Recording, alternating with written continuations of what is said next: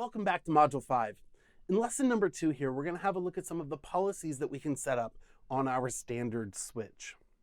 There are some different types of policies that we're going to be looking at here. We're going to start by looking at some security policies for our standard switch port groups. That's the VM kernel ports and the VM virtual machine port groups. And what are some of the security policies around those? Then we're going to have a look at traffic shaping policies, which allow us on a standard switch to manage the amount of outbound traffic that we allow access through the virtual machine port groups and VM kernel ports. We use this in many cases if our physical bandwidth is really limited. Say we have gigabit networking and we don't have 10 gig networking, for example.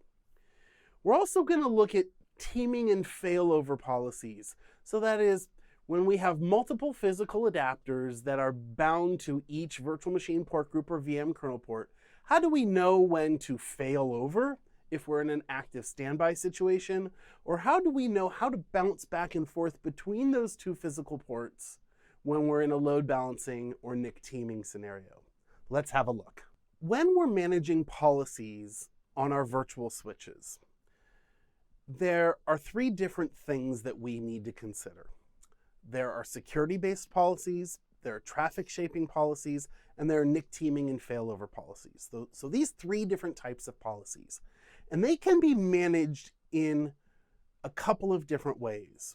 The first thing that we can do is we can set up a set of default policies. That is, what would we like to be the default policies for all of the virtual machine port groups and VM kernel ports on our virtual standard switch? Okay? So we can set up everything to be the same for all of those VM kernel ports or virtual machine port groups, or we can dive in a little bit deeper and override the default policies that we had set at the virtual switch on each individual VM kernel port or virtual machine port group. Okay, so when we set it up at a standard switch level, we call that a default policy. And when we make modifications to that at the deeper level at the virtual machine port group or VM kernel port, we call that an effective policy. So let's have a look at some of these policies around security, traffic shaping, and NIC teaming and failover. So the first set of policies are for security that we're going to look at. And there are 3 different policies relative to security that we're going to concern ourselves with on a standard switch. There's promiscuous mode, there's MAC address changes, and there's forged transmits. So let's have a look at promiscuous mode first. But one of the things that you should notice about this little bit of a screenshot here is that we are editing the settings on a virtual machine port group called VM network. Meaning that if we were to make changes on the virtual machine port group in particular here, that those changes would override the settings that had been created on our virtual switch itself. So you'll notice here that these settings here are grayed out. And if we hit the override checkbox here, it will allow us to make these changes. Now, the changes that we have set up here are not actually the defaults. The defaults out of the box in vSphere say to reject promiscuous mode, but to allow MAC address changes and forged transmits. So what are these? Well, promiscuous mode says this. It says that I'm going to allow all of the ports on either my virtual machine port group or my virtual switch itself to see and hear all of the traffic on all of the ports. Okay, so that's promiscuous mode. And there are a couple of interesting use cases for this. If we're going to build, for example, an embedded ESXi host, that is ESXi running inside of a virtual machine. I know it's a little bit strange to hear that, but yes, we can do that. ESXi is just an operating system. It can run inside a virtual machine like Windows or anything else, right? We need promiscuous mode to allow all of the networking for that virtual machine to be seen by all of the ports. MAC address changes and forged transmits are like 2 sides of the same coin. Here's the idea. When we create a virtual NIC on a virtual machine, the MAC address of that virtual NIC is enumerated in two different places. We see that MAC address in two different places. The first place that we see the MAC address is in the virtual machine itself. So we can go into the virtual machine, we can load its guest operating system, we can log in, and we can edit the properties of the NIC, and we can see the MAC address. Now, where that MAC address comes from is ESXi. And ESXi makes a note of that MAC address in the VMX file of that virtual machine. Okay? And you can see that when you edit the settings of the VM itself. Now, typically, this is going to be the same. ESXi says, here's the MAC address, the guest operating system is installed, and the guest operating system in the VM sees the MAC address. But what would happen if the guest operating system itself were to make a change in that MAC address? Okay?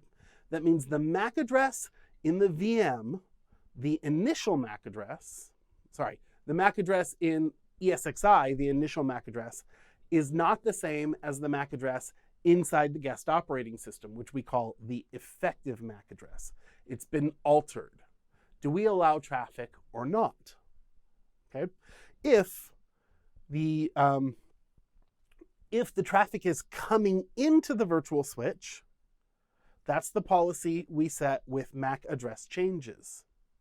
If the traffic is leaving the virtual machine and headed for the virtual switch, that's called forged transmits. If those MAC addresses are not equal, for example, load balancing with unicast mode traffic, right? That's an example of where we would have a MAC address in the VM that doesn't match the MAC address that is set by ESXi. Okay? Do we allow the changes or not? Okay? So that's what those two policies are all about. If we set it to accept, then we'll allow the traffic. If we set it to reject, then the traffic will be dropped if the MAC addresses are not the same. The next policy we have is traffic shaping. And what traffic shaping does for us is it allows us on a standard switch to manage the amount of traffic headed out of the virtual NIC in the VM for the virtual machine port group and then headed to the physical port on your ESXi host. If the traffic coming out of the VMs were to overload or overwhelm the physical ports, we can have problems in the environment. We'll have things like dropped packets and things like that. So we want to try to manage the amount of traffic in that case coming from the virtual machines. Okay? Now, once again, this is only if there's a possibility that the traffic coming out of the virtual machines would overwhelm the physical adapter. Now, most folks would say, if that's the case, then you need to be upgrading your physical adapters. Move from gigabit to 10 gig. Move from 10 gig to 40 or 100 gig networking, right? That stuff is out there. Or do things like NIC teaming, where we can bind two physical ports, or link aggregation, things like that. There are lots of ways to do this. And in fact, using traffic shaping is a relatively blunt force or brute force way to do this, and it's not very well managed because it doesn't really look at the type of traffic or the source and the destination of the traffic. It just says, let's choke down the amount of traffic coming from a virtual machine or the like. Now, there are three settings if you decide that you want to do this. There are three settings that you have: the average bandwidth, the peak bandwidth, and then how much traffic we want to allow to travel at peak before we'll set it back to the average bandwidth, okay? That's the burst size. And all of these things are configurable. So again, we're here looking at our virtual machine port group. Oops. We're looking at our virtual machine port group where we have traffic shaping, and we can enable it or not. By default, it's not enabled. And we can set the average bandwidth. In this case, we're setting it at around a gigabit, right? So that's measured in kilobits per second, where the peak bandwidth is twice that. And the burst size is not measured in bits per second, but it's measured in the actual number of kilobytes that will travel at this peak bandwidth. So this is an example of how we might choose to do traffic shaping. Now, the next set of policies we're going to look at are teaming and failover policies. Okay? So that is what happens if there's a failure. Okay? Those are our failover policies. And how do we manage the teaming, that is the combination of at least 2 physical adapters that are available for a particular virtual machine port group or VM kernel port. So let's have a look at how some of these work. The first thing that we're going to look at are our load balancing methods. Now I'm going to go back to the previous slide here and show you that in load balancing, let me see if I can bring this up. Oops. On the screen here. Okay. Load balancing, there's a pull down here. And there are several different methods that we can select that determine how traffic leaving our virtual machine port group or VM kernel port exits the ESXi host across the physical ports. Okay. Now, the first one that we're going to talk about is the default. And it's a load balancing method based on originating virtual port ID. And here's how this works. So imagine here on the left-hand side, we have 4 virtual machines, and each of these virtual machines has a virtual NIC that is attached to a virtual switch. At each attachment point, at each virtual port, there's an ID, okay? And call this one ID 01. This guy would be attached at ID 02, 03, and 04. You get the idea. When traffic leaves a virtual machine headed for a particular port, based on that port number, we will assign a physical adapter. Okay? That's really all this says, is based on a port number, we'll assign a physical adapter. Any traffic coming onto one port will head to a physical adapter and it'll stay on that physical adapter. And this gives us a chance to spread the connections between coming from those virtual machines, or more precisely the virtual NICs in the virtual machines, across multiple physical adapters. Each virtual NIC always associated with a single physical adapter. Now this doesn't necessarily balance the load, even though the title of the slide is load balancing method. It's more like a connection spreading algorithm, if you will. Okay? As long as the amount of traffic coming from each of these virtual machines is relatively equal there, we actually will have a nice spread across the spread of the load across the ports. So you can see traffic leaving one port will head over one physical adapter. Traffic leaving another port will head for another physical adapter. Traffic leaving a third port will head over another physical adapter. Now, the choice of physical adapters is actually relatively randomly done in this environment, okay? So it does a halfway decent job, and it's what we use in a couple of different instances, but it does a nice job and doesn't require anything or any configuration on our physical switch, which is a nice thing, okay? The previous method, once again, originating virtual port ID, is very, very low in resource requirements as well, requiring almost no CPU utilization on our ESXi hosts. So in terms of resource utilization, it's also very efficient. Now the next method that we're going to look at is called source MAC hash. And it works in a very similar way, except for instead of choosing a virtual port ID, it's going to look at the traffic and it's going to look at the Ethernet frames coming across and look for the source MAC address of the traffic. It will create a hash of that MAC address and then use that hash as a way for us to choose a physical adapter. Now, the nice thing about this is that it will absolutely choose a separate physical adapter for each of our ports. There we go. Let me bring up the little animation on the slide there. So based on that MAC hash, it'll choose a different adapter. Now, this, rather than choosing this randomly, it will definitely choose a different adapter for each different MAC address until it runs out of physical adapters. So this does a little bit of a better job of spreading the connections, but it actually requires a little bit of CPU from ESXi because it's got to examine the Ethernet frames, generate the hash, and then compare that hash against other hashes of network coming across to choose the right physical adapter. This one, like the previous, doesn't require any configuration on the physical switch, which is nice, but it does require a little bit of that overhead on the physical adapter. So that's source MAC hash.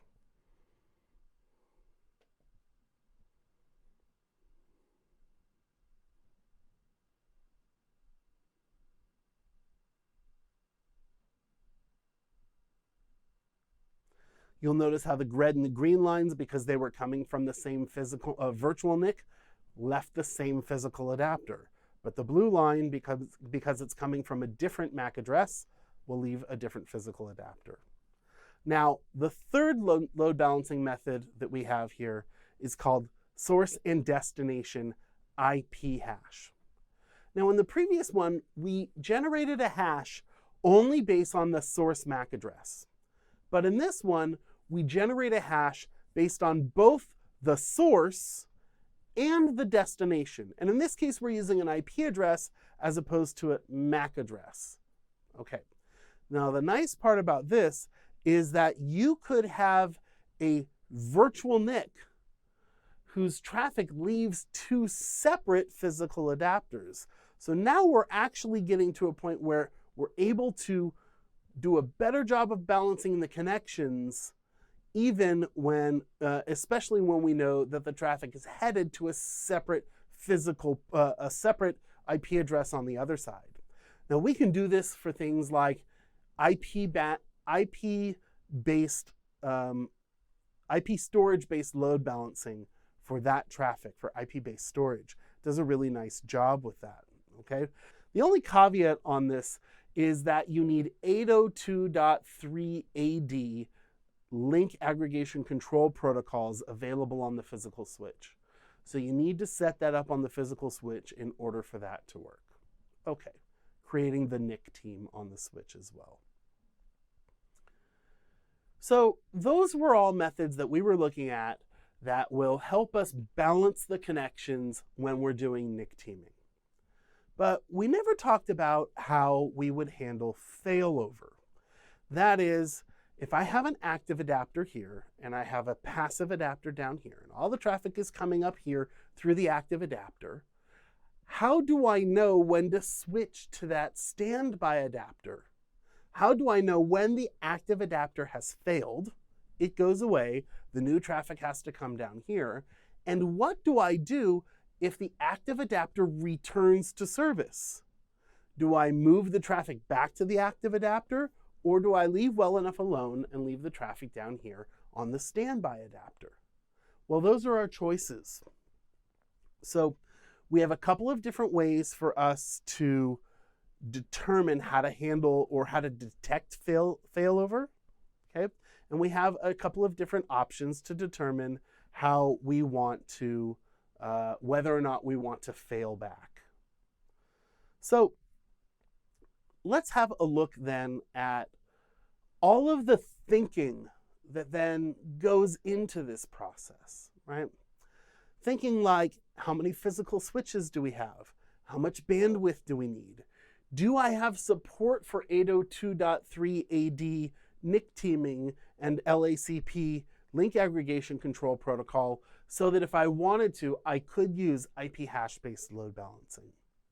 What about VLANs, and can I handle VLAN tagging from the physical side as well as the virtual side? What about network port security? Okay. Do I have any considerations around that that would require me to then step up to the distributed switch? Or can I simply look at MAC address changes and forged transmits? Well, I hope you've enjoyed Module 5 on networking, and I hope it gives you an idea around your use cases of how you might choose to implement virtual networks in your environment. Let's take a look at some of the decisions that we might have made in the virtual beans environment. Okay, so there's some decisions that we make here. We have to plan our network and consider creating virtual machine port groups, multiple virtual switches, using VLANs when we don't have enough physical adapters to handle all of the different services that we might on our networking, using NIC teaming, segmenting the traffic physically wherever possible, but again, using VLANs if we can. Okay, so we have some benefits here of the flexibility that vSphere standard switches allows us to do, but we also might want to have a look at some of the features of the distributed switches themselves. We saw that that list was pretty long, and if you want to dive a little bit deeper into distributed switches, you're welcome to. VMware Education has a class called Optimize and Scale that I've mentioned before that spends almost an entire day on the distributed switch. Well, I hope you've enjoyed this. There's a lot to consider here, and when we come back, we'll have a look at storage in the vSphere environment. We'll talk to you soon.